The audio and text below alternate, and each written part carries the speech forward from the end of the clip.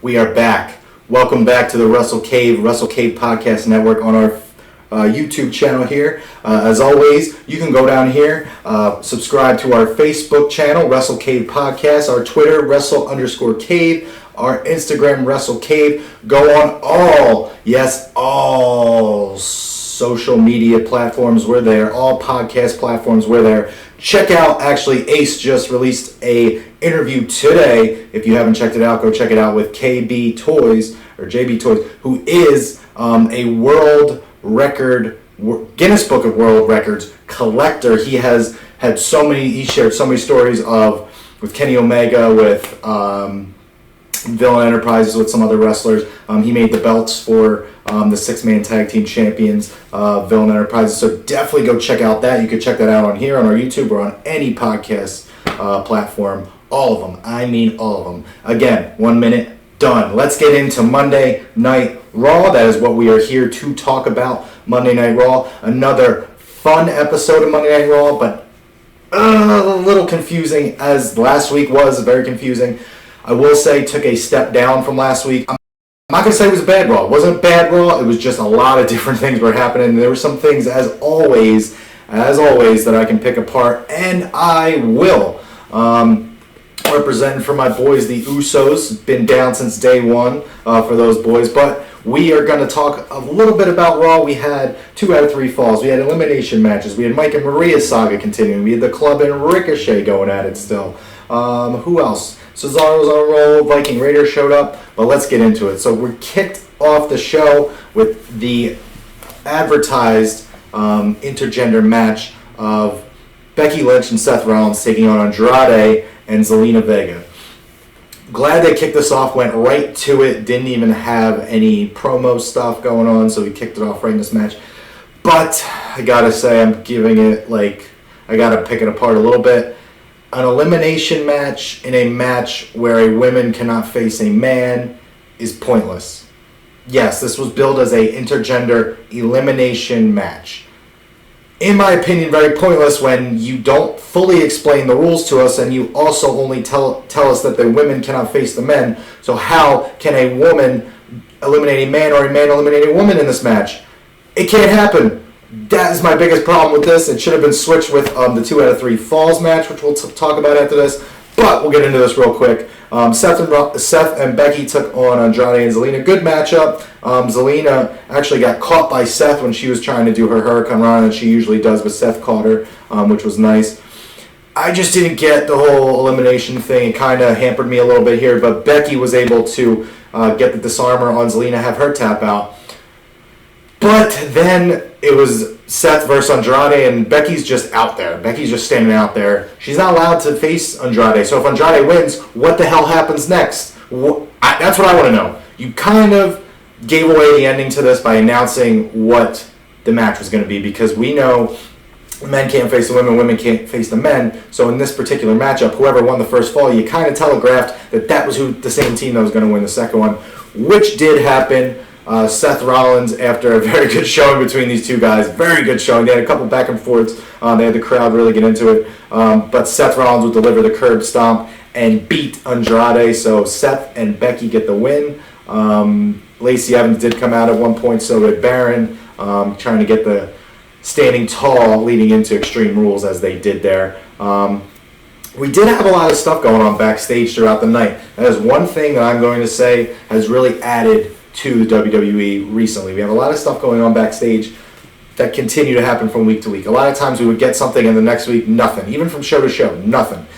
So throughout this one, we got the Street Profits. I'll just talk about them real quick, because the Street Profits are there. Basically, they came out and debuted last week backstage, and more of the same this week. They were backstage, not really doing much of anything, just kind of there. I want to see a little bit more out of these guys. Right now, they're just kind of back there selling the Extreme Rules pay-per-view, which is fine, which is not a bad spot to be in at all. That's not what I'm saying. They want all the smoke, though.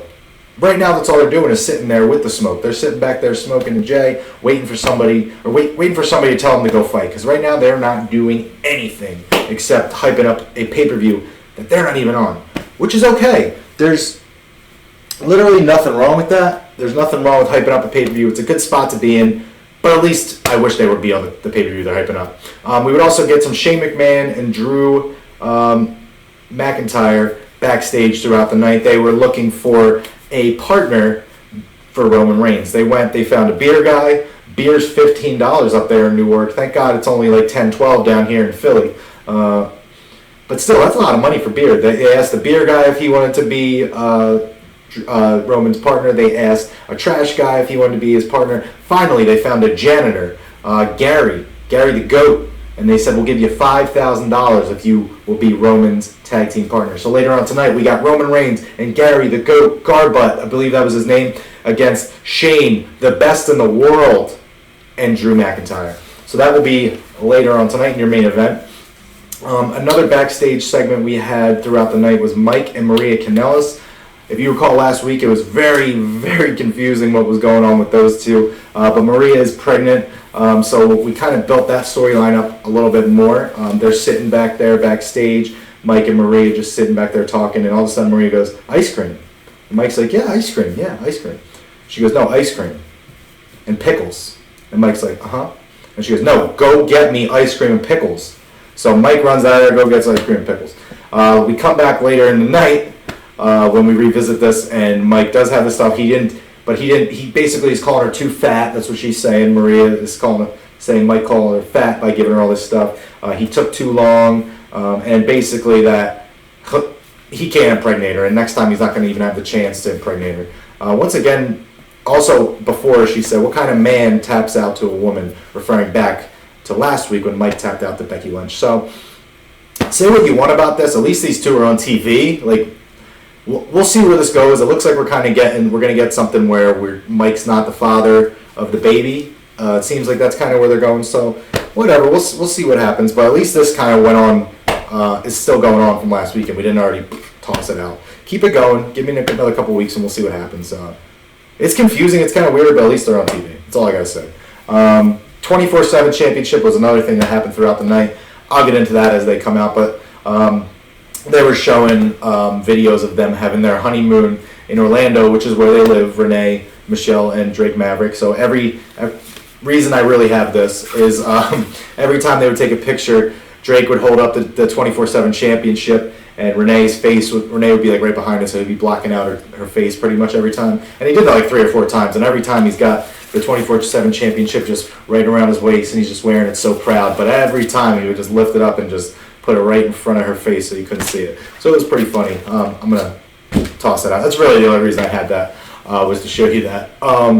But we'll get to a couple other things as the show goes on. Heyman came out. He delivered a promo saying that Brock will be at Extreme Rules. This is a spoiler, that Brock will be there for either Kofi or for Seth. But he also said that he's been very, very...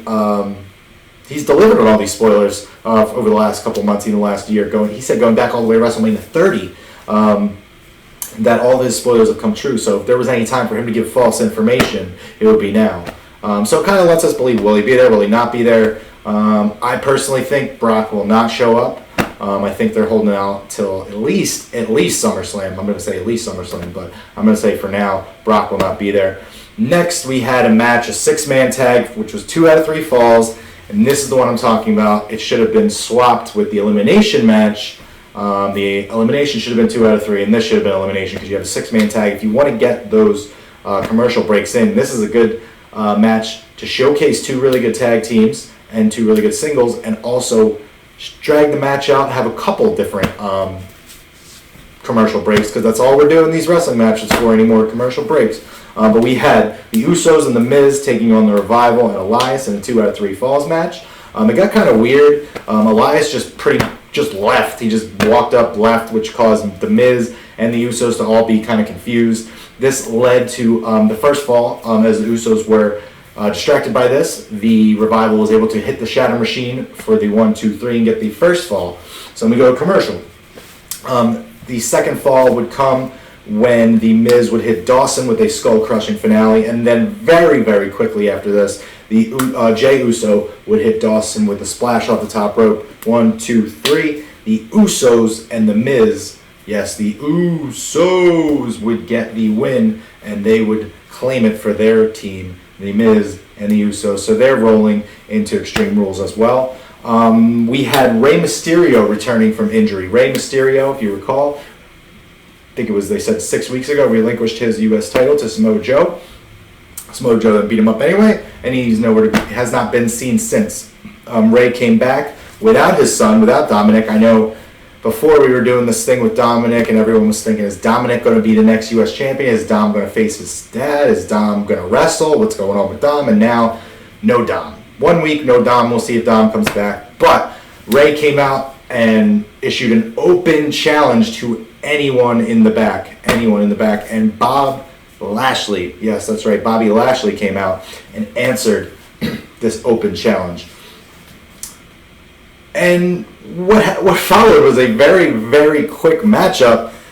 I actually called it a squash matchup almost, because Lashley won very quickly, beating Rey Mysterio after the match too, just taking it to Rey Mysterio. I won't call it too much of a squash because Rey is coming off of injury, and maybe they're going to play the storyline that he's not ready, he shouldn't have come back. But for this purpose, it was more to build up Lashley, it looked like, because Lashley, even after the match, beat him down a little bit more, pressed him over his head, looked like he was going to throw him into the Titantron, didn't, and then just threw him on top of all the referees and left. But before he left, he did cut a promo, which was, it was a Bobby Lashley promo, I'll say that. He was like, I was the last one standing, and I'm going to be the last one standing on Sunday too. It was really weird. Personally, I was hoping when I saw Bobby Lashley come out that we were going to get Rey Mysterio against Lio Rush, but Lio Rush is long gone. Lio Rush ain't never coming back, it seems like. I was holding out hope, but he looks to be done. So we get Lashley standing tall as he heads in to face Braun Strowman in a last man standing match at Extreme Rules. So there's that. What else do we have? We had Cesaro defeated No Way Jose. No Way Jose, sporting a new look, had some camo pants on, but Cesaro again was able to defeat No Way Jose again pretty quickly. He did his little swing, stepped over, put him in the sharpshooter. A very, very good and well executed sharpshooter at that. Cesaro is your winner here. Now, I'm going to break this one down a little bit, because there have been rumors that Cesaro will be the one to answer Aleister Black's challenge. You know me, I would love Buddy Murphy to be that guy. There's talks of Bray Wyatt, there's talks of a whole slew of other people, but Cesaro is another guy that people are talking about. I can kind of see this because they've been trying to build him up a little bit, and what better way to build him up going into Extreme Rules than get him a quick, decisive victory. Is he going to be there?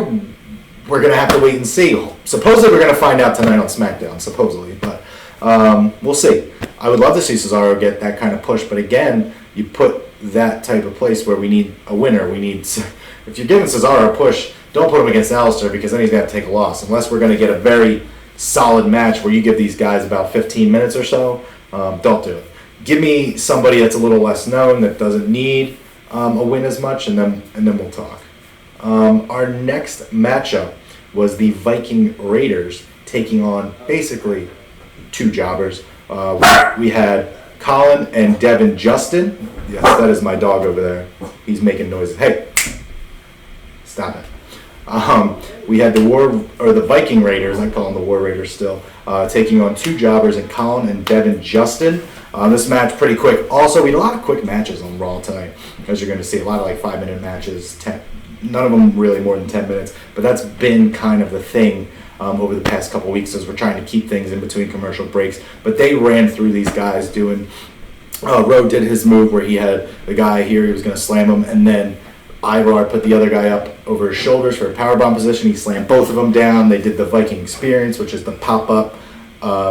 They do the pop-up and then slam him down over Ivar's shoulder. A lot of things. Big knees from Eric. So really good showing out of these guys. But again, we know that. We know what they can do.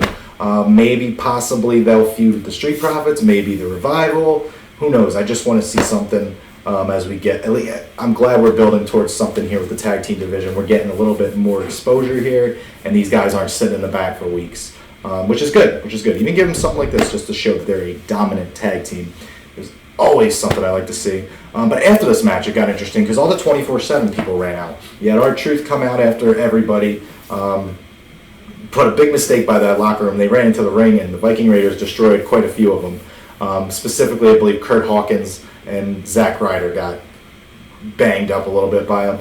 But Drake Maverick was able to escape without anyone taking his 24/7 championship, at least for one night. And then Ricochet would take on Luke Gallows up next. So Ricochet, if you recall, last week the club took him out after AJ and him had a match. AJ won the first one, but his foot was under the rope. Ricochet was on the rope, so we had to restart. And then AJ would go on to lose the Ricochet, and Ricochet would get beat up by the club. So a little bit of the same this week. We had Ricochet beat Luke Gallows. He beat Luke Gallows with a small package. They would all surround the ring, and AJ would have said, you know what? You said you could beat all three of us? We'll take you on that. You're going to take on Carl Anderson next. So he would take on Carl Anderson. He would beat Carl Anderson with the 630. And then after the match, more of the same. The beatdown club. It was time to not beat up John Cena. It was time to beat up the U.S. champ Ricochet. So that's exactly what they did. And it looked like they were going to do that, the second rope Styles Clash, but this time they didn't. Instead, they held him up. They held Ricochet up, and AJ delivered a phenomenal forearm. So that's going to be a really good match on Sunday. I'm hoping these guys get like 20, 25 minutes because they can put on a show if they let them, and I really hope that they do. You saw Ricochet throughout these matches taking out Carl Anderson, AJ outside, and Luke Gallows all outside the ring, so he was kind of fighting them all through both these matches. But that's probably the match I'm most looking forward to seeing on Sunday. The next thing, Bayley and Nikki, earlier in the night they had a split screen interview thing, which I'm never a fan of, especially when they're both in the same building, but they did it anyway. They had a beat the clock challenge tonight, so Bayley came out, she beat Sarah Logan, I think it was about 4.5 minutes, something like that, maybe 5, and then Nikki Cross came out and she beat Dana Brooke in less time, so Nikki Cross was able to make the stipulation for Bayley versus Alexa for Sunday at Extreme Rules, and she makes it a handicap match. She and Alexa will be taking on Bayley. Here's my whole thing with this. Why is the SmackDown Women's Champion spending so much time on Raw and not nearly any time over on SmackDown? That has been a problem. A Twitter user I saw brought up another thing. Roman Reigns has been on Raw a hell of a lot more than he has been on SmackDown since they have done the brand split. So basically this brand split, the wild card rule has killed the brand split. I'm just going to say it. I tweeted it out weeks ago. Someone said I was wrong. It's been about a month and it's already pretty much done. Month and a half. We have guys facing off from other brands. We don't even mention the wild card rule anymore. Bayley and Roman don't even spend any time on their own brands. So it is what it is. Again, it's a little thing I can pick apart, which I am here because it makes no sense to me why we're having a huge thing on Raw for the SmackDown Women's Championship. Just me. Let me know what you guys think. You could comment below on that one, but it's just really weird to me. But I'm happy to see Nikki Cross in a great spotlight. That's one thing I am happy about. I don't mind this whole feud. I just wish they would do it on SmackDown. That's the only thing that's wrong with it. I also think they're kind of building up maybe for Sasha to come back, as they say. Bayley doesn't have a real friend. She doesn't have any real friends like Nikki has Alexa. So maybe kind of teasing that a little bit down the road. We'll see. Maybe SummerSlam, maybe this Sunday. We'll see. And finally, your main event. We had Roman and Gary the Goat Garbutt taking on Drew McIntyre and Shane McMahon. Gary, if you remember, as I told you, was a janitor that they found backstage, but he came out wearing a mask,